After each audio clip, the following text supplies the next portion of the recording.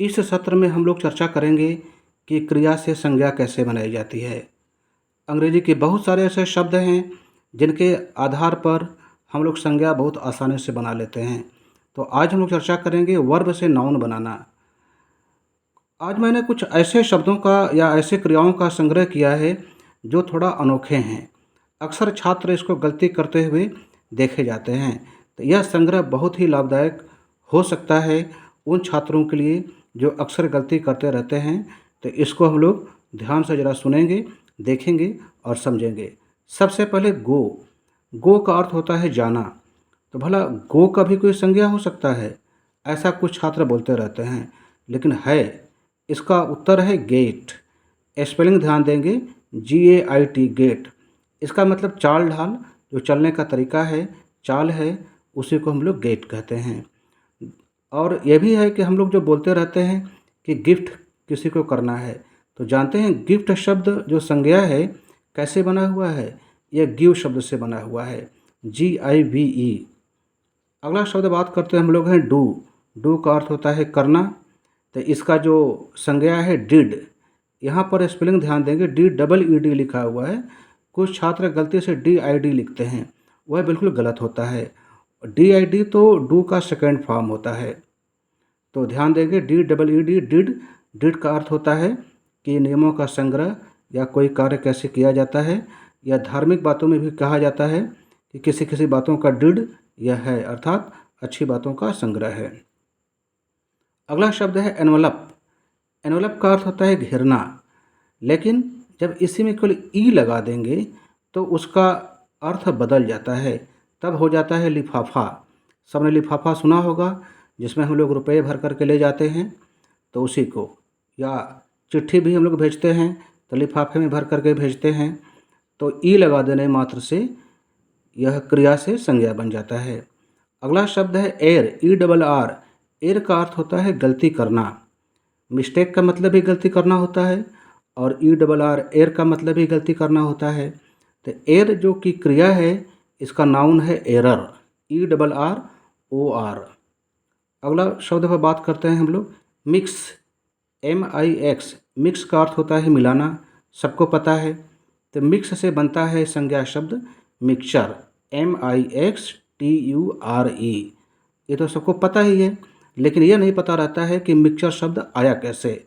तो सबको पता हो जाना चाहिए कि यह मिक्स शब्द से बना हुआ है। आज का अगला बहुत ही महत्वपूर्ण शब्द है वे, WEIGH। वे का अर्थ होता है तौलना।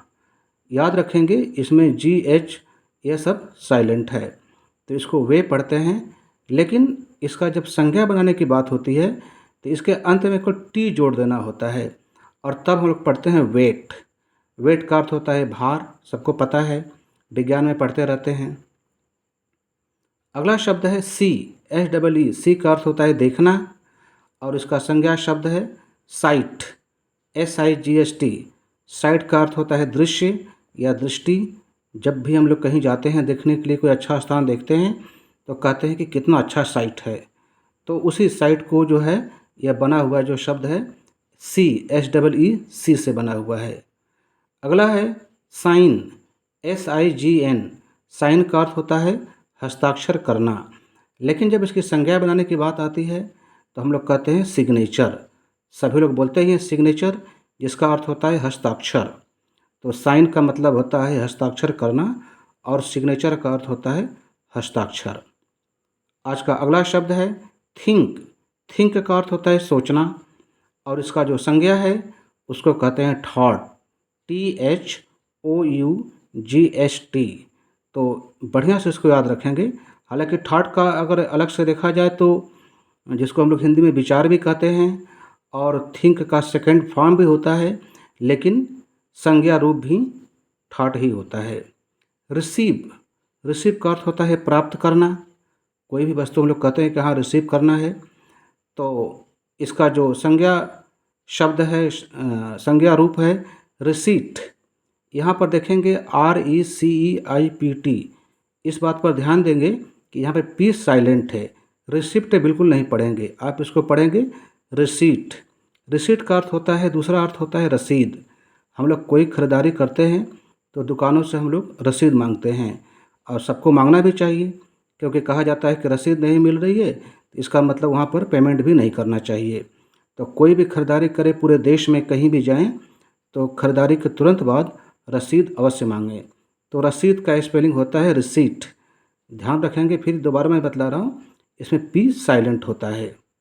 और आज का अंतिम क्रिया है जिसका संज्ञा बनाना है सिंग। सिंग का अर्थ सबको पता है कि गीत गाना, और इसका जो संज्ञा है वह है सॉन्ग।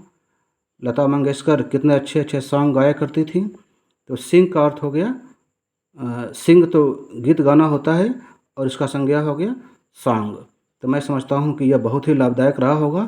तो सभी छात्र इसको नोट कर लेवें, याद कर लेवें और मुझको मेरे पास भेज भी सकते हैं। तो आज के लिए इतना ही। धन्यवाद।